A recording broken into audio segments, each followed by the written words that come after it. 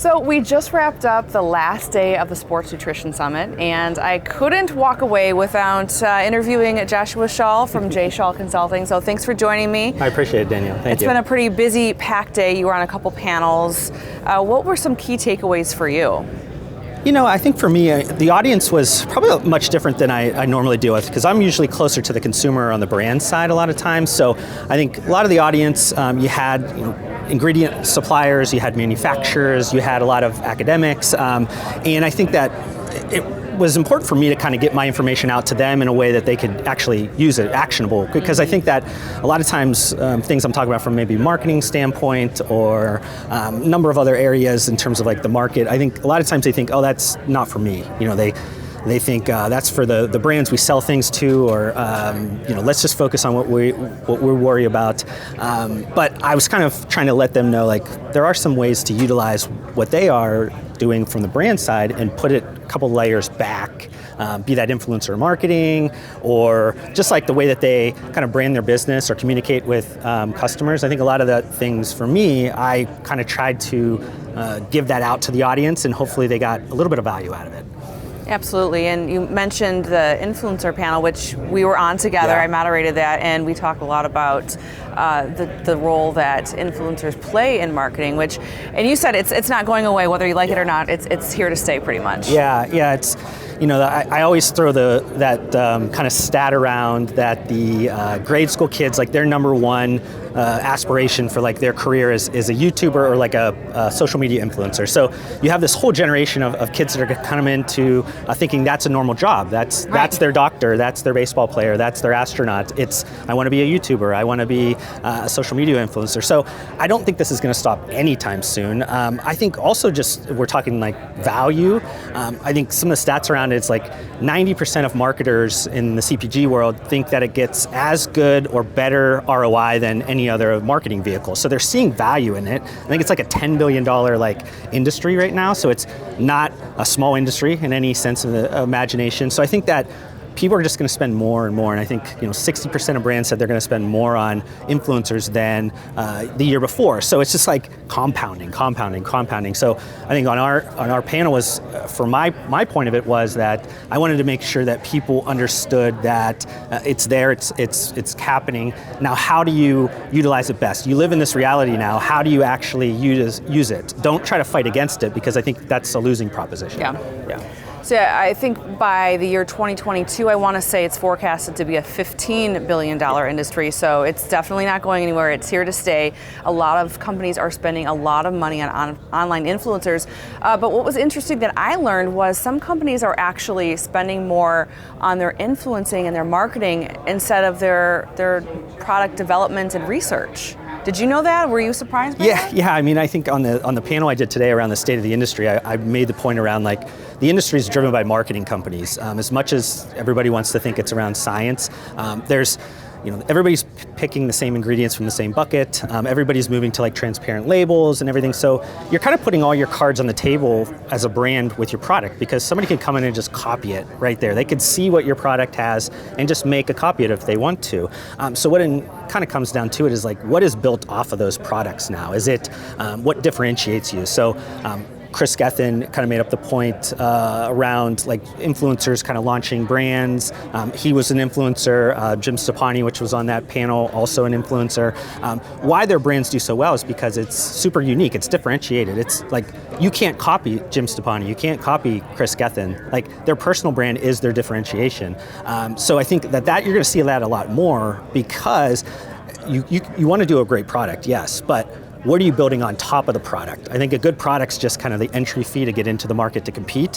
What are you actually doing that differentiates you? And a lot of times, like a personal brand, it's very hard to be authentically copying another person, so that kind of stands on its own legs.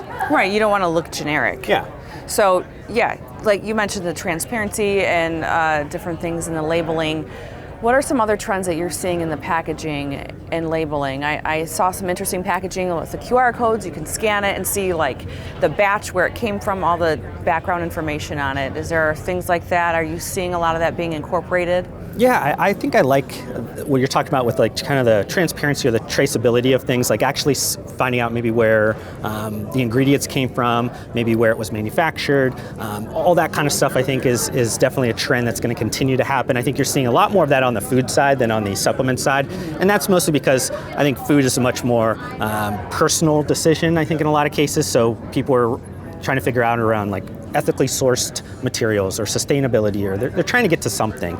On the supplement side, they're really trying to just understand maybe what's in the product in terms of maybe where it was made. Is it actually high quality? Is there some testing getting done on the actual batches?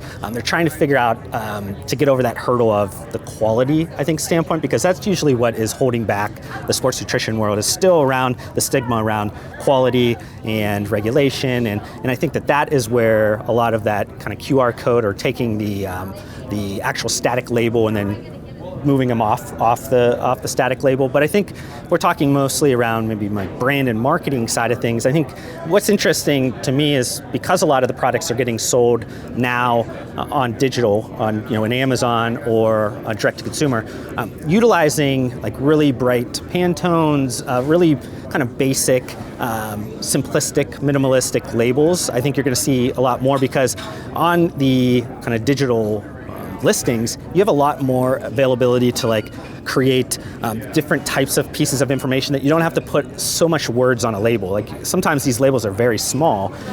Before there was, kind of the digital way for you to storytell, you had to put all that on your label, so it became really cluttered. Where then today you're seeing a lot of the brands kind of think more towards like design aesthetics and like how appealing can they make their labels kind of stand out on a white background on Amazon. I think that kind of stuff is super important, but those are all kind of things that I think are kind of moving in that direction. I wouldn't say that the vast majority of brands are doing that, but I think those are things that are kind of coming down the pipe. Yeah, during the State of the Industry panel today, someone mentioned that people used to, Google used to be the search engine of choice, and now they're saying that it's actually Amazon now. Do you agree with that? It's 100%, yeah. I mean, I think it's somewhere around 50 to 54% of people, when they're doing a consumer product search, they go straight to Amazon. That is far and away the leader right now. And it used to be Google, but if you're trying to get information about a actual product, a consumer product, why take that extra step? Like if you go on Google and then you look at a search result, then you click in again, why not just go to a search engine that's built around products? Most of the consumer packaged goods listings, they get more hits, more visits to their Amazon pages per day than they do to their websites a lot of times. So it's extremely important, just like second website or first website for a lot of people. It's your information hub a lot of times, because consumers that are trying to do that first research, they're tending to go on Amazon. One, because there's a bunch of information there. Two, there's a bunch of reviews, which is extremely important for just people trying to make sure there's some social proof around there to say like, oh, other people are buying this, other people love this. I am pretty similar to them. As much as people want to think maybe they're special snowflakes, you want to buy things that other people love. You don't want to just go off and always buy like something else, because it's not proven. So I think Amazon provides a bunch of information from that standpoint, but they also provide those feedback loops for a consumer to go, yeah, this is for me, I could buy this. Absolutely.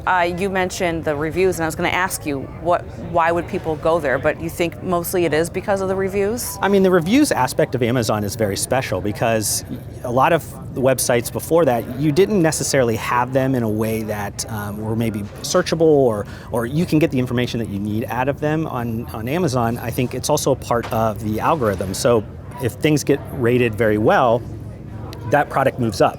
So it incentivizes brands to really produce really great products. And I know that Tom Morgan, that spoke on a couple of the panels, I know he does some stuff with you guys around like the reviews and analyzing the reviews, around taste and things that I think for our space as a consumables, you have to consider those things and how important they are to selling products. And with Amazon being a very big driving force of sports nutrition purchasing, reviews matter. You can't just hide behind your name anymore. People are searching for non-branded search terms. They're searching for pre-workout. They're not searching for Cellucor C4 or something like that. They're searching just for a basic non-branded search term. So there has a bunch of different things in that algorithm that would rank somebody up higher that brands have to consider. It's not just off of, you're the leading energy supplement in the market. That no longer is the only reason why somebody purchases you now. Mm-hmm. Yeah, you mentioned Tom, he's from Lumina Intelligence, yes. And he supplies us with a lot of great numbers and things like that.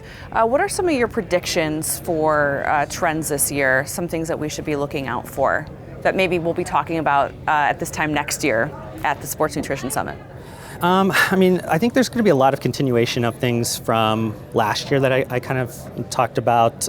I think you're going to see like a further kind of personalization or like perceived personalization in terms of like the products. Like I talk a lot around like fragmentation. A lot of times around social media trends and Amazon, it provides you the ability to get closer to a smaller section of customers and actually be profitable. So, we see those communities and tribes getting built around keto, or, it was paleo before that, or plant-based, or people are kind of attaching themselves to these things. And with social media being able to target certain customers, and then Amazon being able to create an ability for like lower barriers of entry for brands to get on and sell, and they don't have to have millions of dollars in the bank to be able to fund a Walmart or something like that. You're going to see more of these like kind of fragments kind of happen. Mm-hmm. And I think that's going to kind of continue. I think that another trend for me is the divide between brands of brands offering very economical products, being very kind of price sensitive and really focusing on that side of the economy, and maybe the divide in the United States of people that really want to maybe eat better or supplement themselves better, but they don't have the money to buy the most premium products out there.